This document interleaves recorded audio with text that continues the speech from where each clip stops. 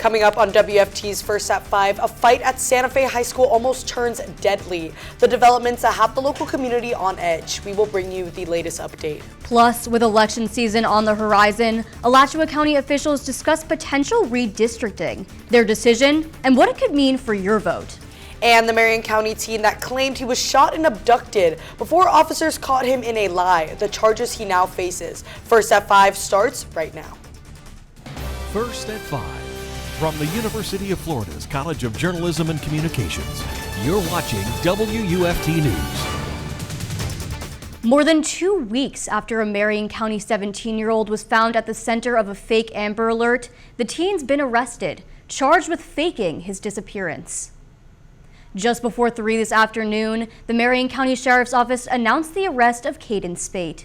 This is WFT's First at 5. I'm Ciara Carle. And I'm Eva Garcia. The teen faces a number of felony and misdemeanor charges, including presenting false evidence and making a false report. WFT's Alexa Conroy is live in the studio with the latest breaking news details of the teen's arrest. Yes, back on September 25th, deputies say Caden Spate texted his family he'd been shot and taken by 4 Hispanic men in a van. They sent out an Amber Alert, and 2 days later, they found there is much more to this story. On September 27th, investigators announced there was no kidnapping. They found surveillance video from a Marion County Walmart showing the teen purchasing camping gear. Detectives say he shot himself through the windshield of his truck, splattered blood inside, destroyed his cell phone, and took off on a bike with the camping supplies. It was during a press conference on that same day it was announced that the teen was found in Williston. Investigators say he still had the gun used to shoot himself and the bicycle still in his possession. They say the shooting shattered his femur and required medical attention.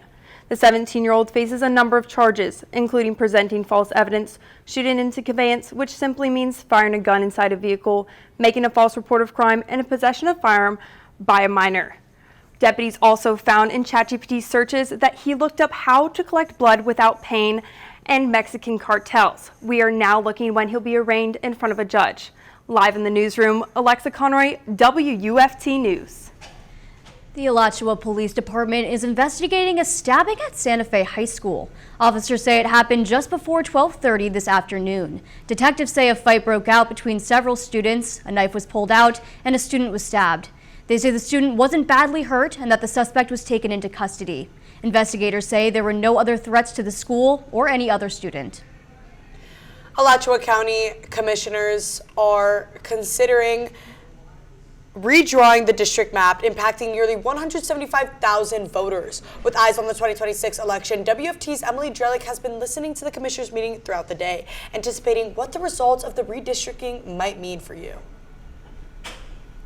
This agenda item just came up at the commission meeting. Right now, the current district map divides Alachua County into 5 pie slices, split evenly between population. The downside, many voting precincts are split between districts. That means some residents will have a different ballot than others, even if they're voting at the same place.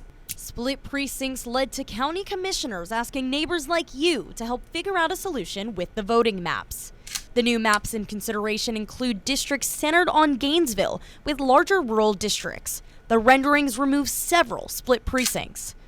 While the county considers new maps, there's an ongoing legal matter within the 1st District Court of Appeals that will decide whether Alachua County has single-member or at-large districts. With at-large districts, voters from across the county can vote for any commissioner seat, regardless of district. With single-member districts, voters can only vote for candidates running for their district. Back in 2022, Alachua County voted for single-member districts. In 2024, the same initiative was on the ballot with different wording. This time, residents voted for at-large districts. The court stopped the 2024 ballot measure after a lawsuit claimed the county intentionally misled residents to voting yes. Alachua County appealed the decision. The appeal is still being heard. We apologize for the technical hiccup at the beginning of that video. The commission is currently hearing public comments about the redrawn district maps. Voters say it's too confusing to change the maps right now before an election, especially when it's not clear if single member or at-large district voting will prevail. The county's attorney maintains that as of right now, at-large district voting is the law. Live in the studio, Emily Drelick, WUFT News. Cool and comfortable is not how I describe our weather in north central Florida over the past few months, but that's exactly how it feels so far this week. UF forecaster Reuben joins us live from the weather studio with more on how these great conditions could continue.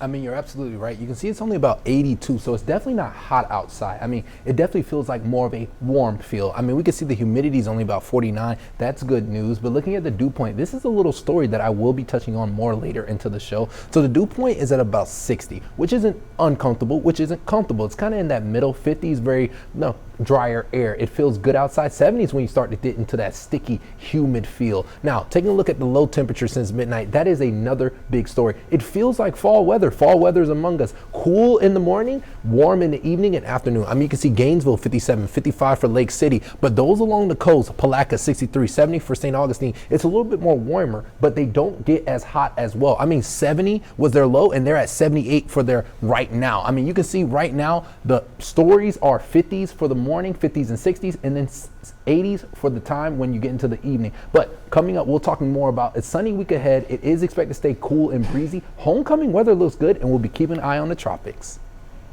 A Florida man is set to die by lethal injection this evening after being convicted of killing 2 women 2 decades ago. 72-year-old Samuel Lee Smithers is set to be executed after being sentenced back in 1999.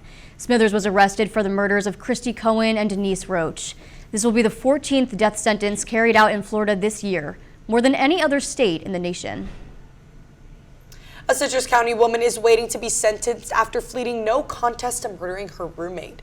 On Monday, 63-year-old Tracy Lee Stanley waived her right to a trial. She's facing a second-degree murder charge for the death of 72-year-old Kathleen Day. Stanley was arrested in July 2024 after deputies found Day's body in their home.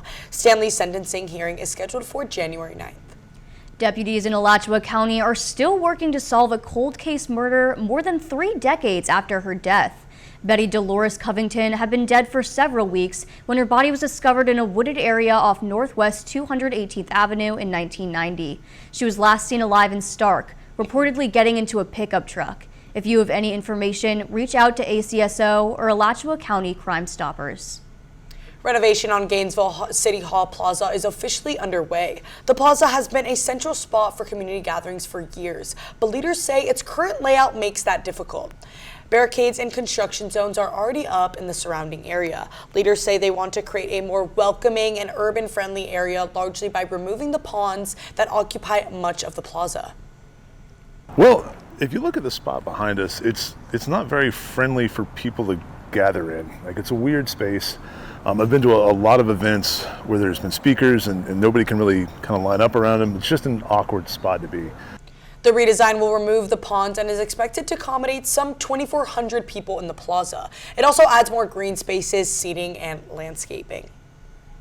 When First at 5 returns, the local institution providing support to some of our country's most vulnerable. The lessons and hope given to those they help. All that and more when First at 5 returns.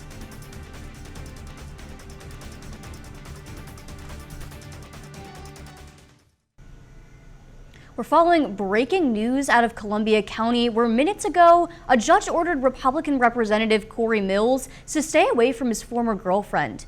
Mills had been dating Lindsay Langston, the reigning Miss United States and a Republican state committee woman in Florida.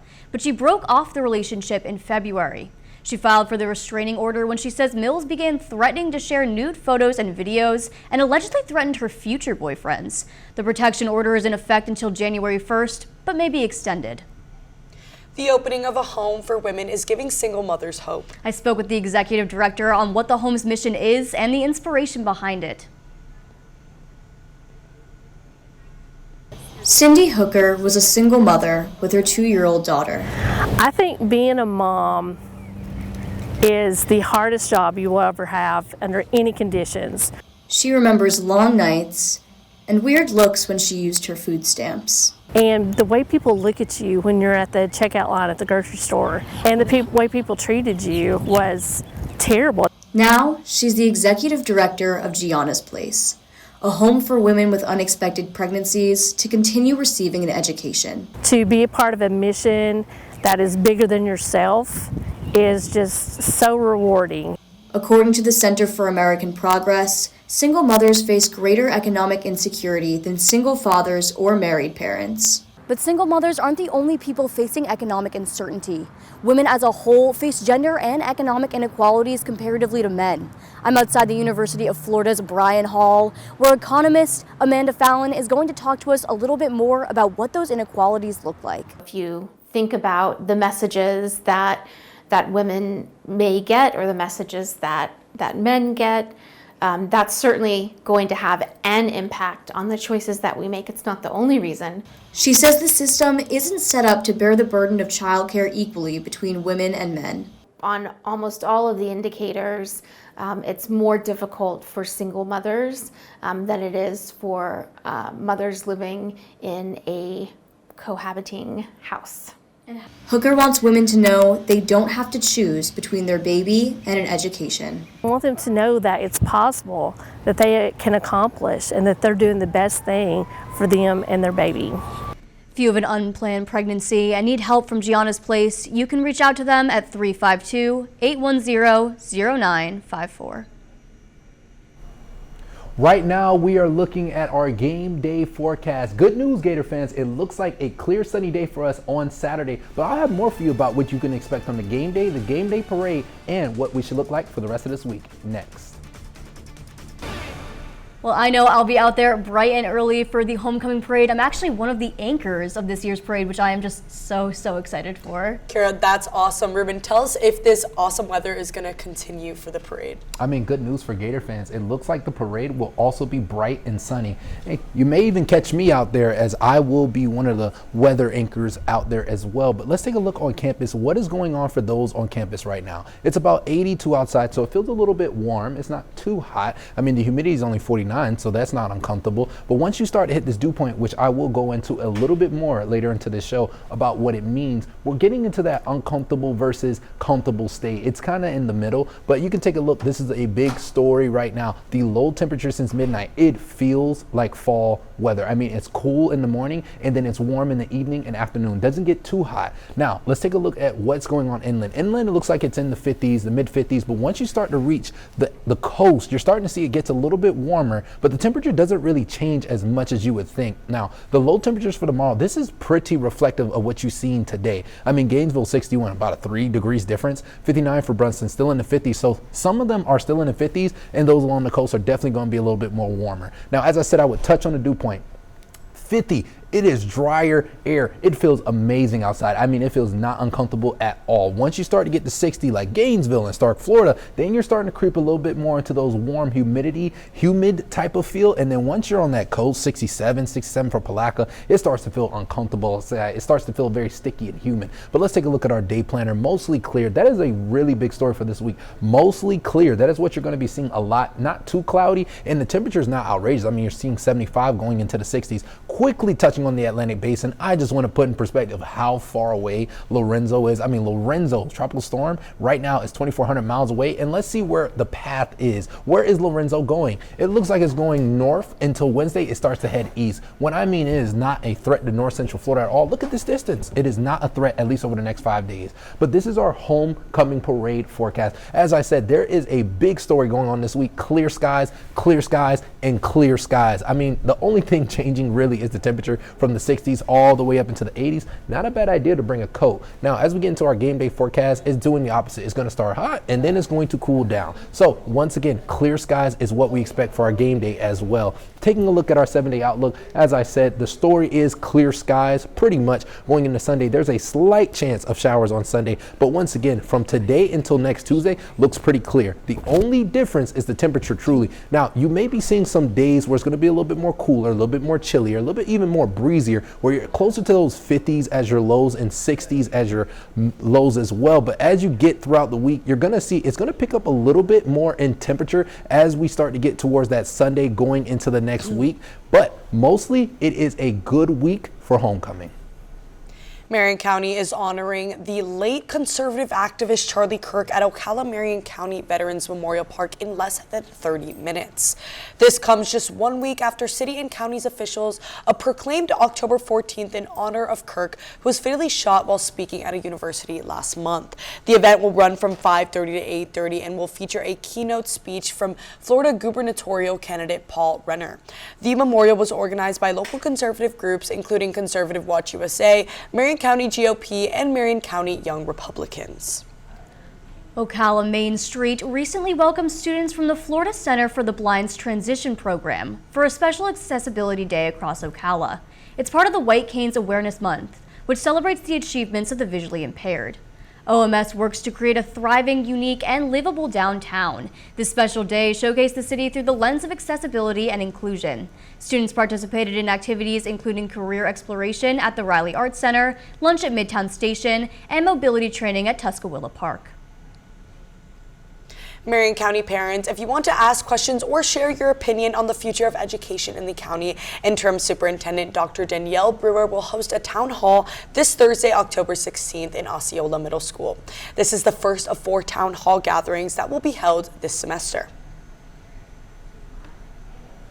Coming up after the break, Gators football has a new winning strategy, one that rhymes. And fall ball is in full swing for Gators baseball. Their ace is on the mound today in an intra-squad scrimmage. You're watching WUFT-TV News. Welcome to sports. I'm Brooke Park. After a tough loss on the road, the Florida football team continues to rally around quarterback DJ Lagway. And tight end Hayden Hansen says the team uses the motto protect and affect to define how they handle both sides of the ball. We didn't protect the quarterback as well as we have in the past, and that goes for O-line, tight end, running back. We all contribute to that. So I mean, there's a lot to learn on that film. We always say protect and affect, protect our QB, affect their QB, and we didn't protect them as good as we should have. As homecoming nears, the Gators' mantra, move the ball, is in full gear. It will be a good test if Florida can clean up the little mistakes during the Mississippi State matchup at 4:15 p.m. Swinging over to the diamond, Florida baseball is in an intra-squad scrimmage, which is when the Gators play each other. WUFT's Isaac Edelman is live at Conroy Family Ballpark with an update on the Gators scrimmage. Isaac, the Gators ace, is on the mound right now for the first time this fall. Yes, Brooke, the Gators' #1 starter, Liam Peterson, pitched earlier today in the Gators scrimmage, which just wrapped up behind me. Liam Peterson is widely known as one of the best players in all of baseball, but he uses that pressure to better himself on the mound. Yeah, it's definitely motivating. It's something that you want to, see and be like, wow, that's, great to see. But you also have to be where your feet are. And, right now I'm just in fall with the rest of my team, so I can't really think about too much about that or too much about the future. I just got to be where I am right now, which is just focusing on my mechanics and everything I'm working on in the fall. Peterson pitched just 1 inning, giving up a home run to Brennan Lawson. He looked much stronger on the mound, though, as his fastball topped at 99 miles per hour. Peterson had an 8-4 record last season with a 4.28 ERA. According to Baseball America, Peterson is ranked as the #5 overall prospect and #1 pitcher in the 2026 MLB draft class. The Gators will be back playing fall baseball on October 31st at ViStar Ballpark against Jacksonville. Reporting right here at Conroy Family Ballpark, Isaac Edelman, WUFT Sports. From the field to the hardwood, the Florida volleyball team continues to collect accolades for their performances. Monday afternoon, libero Lily Hayes was named SEC Co-Freshman of the Week. This is her first honor in her career, and she is the first defensive Gator to receive one since 2020. In both wins over the weekend, she totaled 36 digs, tied her career high with 7 assists, and had a career high of 4 aces. Up next, the Gators face off at number 15 Tennessee Wednesday at 7 p.m. And over on the local court, high school volleyball playoffs are back in action. Buchholz gets the home court advantage against Tacoy Creek at 7:30 p.m. Gainesville also plays at home against Bellevue at 7 p.m. Santa Fe and North Marion face off at 6:30 p.m. and St. Francis heads to Maclay at 6 p.m. Before we go, it was announced today that UF softball Hall of Famer Lauren Hager is the honorary 2-bits for the homecoming game against Mississippi State. That's it for sports. A final look at the weather after the break. Good news for Gator fans. The two things that I'm looking out for, that homecoming parade, it looks good, won't be too hot, and it'll be clear skies. Same thing for Saturday, looking like it's going to be warm, hot, and clear skies for us Gator fans on Saturday. I mean, the story of the week, clear skies for us going throughout the week. Thank you very much, Reuben, and thank you all for joining us here at WFT for another episode of First at 5. Have a great night and enjoy that beautiful weather for this homecoming weekend.